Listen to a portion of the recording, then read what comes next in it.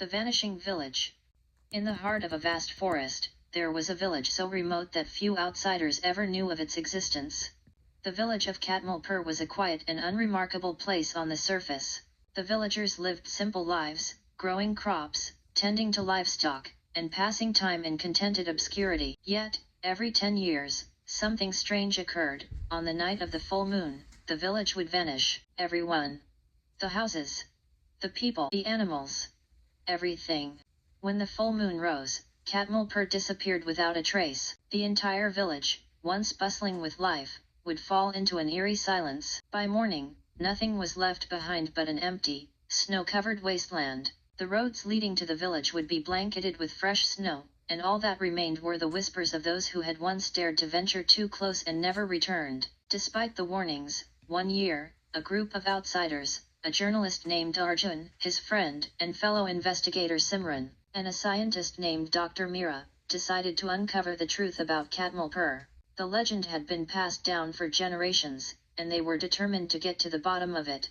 Their plan was simple: they would arrive at the village a day before the full moon, wait through the night, and document what happened. Day 1, Arrival at Katmulpur. The journey was long and arduous. The trio drove their old jeep through winding, snow-covered roads for hours, with only the occasional flicker of distant lights in the dark horizon guiding them. As they approached Katmulpur, a sense of unease settled over them, but they dismissed it as nothing more than their imagination. The village was small, with only a handful of houses. It looked abandoned, like a place frozen in time. The houses were built from stone, with roofs caked in layers of snow. A lonely church towered in the center of the village, its bell frozen in place, as though time had stopped. They parked their jeep outside the village, unpacked their equipment, and began to set up. Arjun began taking photographs, while Simran interviewed the only two remaining villagers, an elderly woman named Amrita and a middle-aged man named Vikram. Both seemed nervous, avoiding eye contact, speaking in whispers. "I don't recommend you stay the night," Amrita warned, her voice trembling. "The village disappears every 10 years. It's not a curse. It's something worse, something that comes with the full moon." Vikram nodded silently, his face pale. "Leave before it's too late." But the group was determined. They assured the villagers that they were only there to investigate the mystery. They were sure there was a rational explanation, some scientific cause for what was happening. Nightfall, the first sign. As night fell, the temperature dropped drastically. The full moon hung high in the sky, casting an eerie glow over the village. The group gathered inside one of the empty houses to prepare for their vigil. The wind howled through the cracks in the walls, and the shadows seemed to stretch unnaturally long. Dr. Meera was the first to notice something odd. "Did you hear that?" she asked, glancing toward the window. The others stopped talking, straining their ears. There it was again, faint whispers. The sound of voices, too soft to understand, but undeniably present.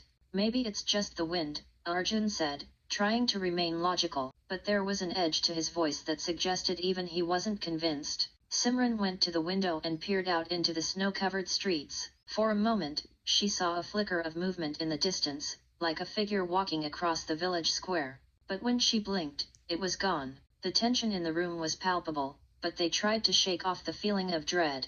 They had a job to do. But as the clock struck midnight, the village began to change. Midnight, the vanishing begins. It started slowly.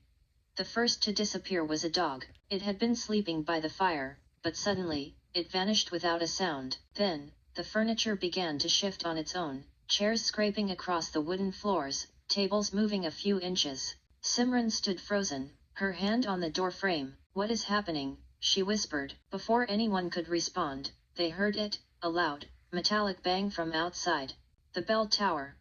It was ringing, though no one was in the church. Without thinking, the group rushed outside, their footsteps crunching in the snow. The village seemed to be holding its breath, the only sound the toll of the bell. Suddenly, the ground shook beneath them, and the entire village seemed to shudder. It was as though the very earth was rejecting them. As they looked around in confusion, they noticed something terrifying. The shadows, once cast by the moonlight, began to move, shifting unnaturally. Figures emerged from the shadows, walking toward them slowly, as though they were coming from another time. The figures were not entirely human. Their eyes glowed with a cold, unnatural light. They were the villagers, but they looked wrong. Their skin was pale and cracked, and their movements were jerky, like puppets controlled by invisible strings. Arjun grabbed Simran's arm. "We need to leave now."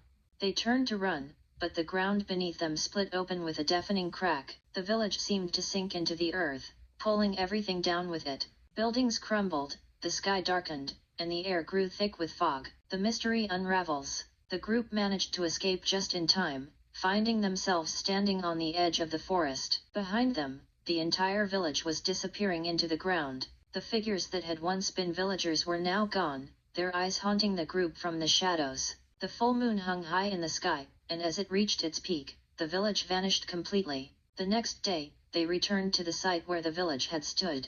There was nothing. Not even a trace of the houses. Only the forest remained, undisturbed. Dr. Mira was the first to speak. "This was no ordinary phenomenon. There's something older at work here. Something ancient." Arjun flipped through the photographs he had taken. His heart sank when he noticed something strange. In every picture, there was a faint outline of the village, but it was blurred, as if it existed in another dimension. "I think the village was never meant to exist in our world," Simran said, her voice trembling. It was a place that had been trapped between two realities, and every 10 years, it gets pulled back into whatever it was that cursed it. They left Katmalpur that day, but none of them could ever forget what they had seen. The village, its people, its curse, all had been swallowed up by the shadows, and no one would ever know if it would return. Epilogue. Years later, Arjun published a book about the village of Katmalpur, but no matter how hard he tried, the mystery remained unsolved. Some nights, he would wake up in a cold sweat, hearing whispers from an ancient time, and sometimes, if he looked at the moon, he would swear he saw figures moving in the shadows, waiting to return.